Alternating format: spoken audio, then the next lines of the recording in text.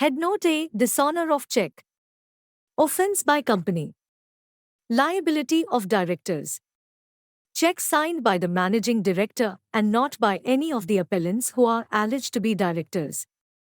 Allegation in the complaint that the appellants are managing the company and are busy with day-to-day affairs of the company and also in charge of the company. Held that the words was in charge of and was responsible to the company for the conduct of the business of the company cannot be read disjunctively, and the same ought be read conjunctively in view of use of the word and in between.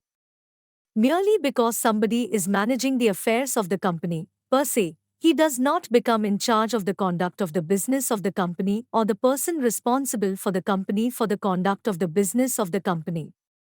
Allegation that they are in charge of the company is neither here nor there, and by no stretch of the imagination, one cannot conclude that appellants were also responsible to the company for the conduct of the business. Complaint quashed. Head Note B. Dishonour of cheque. Offence by company. Liability of directors. Averments in the complaint that appellants who were directors liable for transactions of the company and that they were fully aware of the issuance of the cheques and aware that cheque would be dishonoured. Most important averment which is required by subsection 1 of section 141 of the NI Act is that the directors were in charge of and were responsible for the conduct of the company, missing.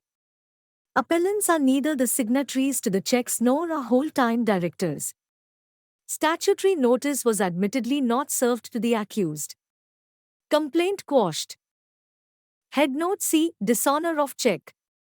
Offence by company. Vicarious liability. Appellants are not even described as the directors of the first accused company.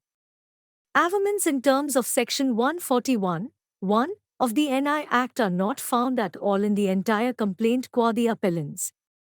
Complaint quashed.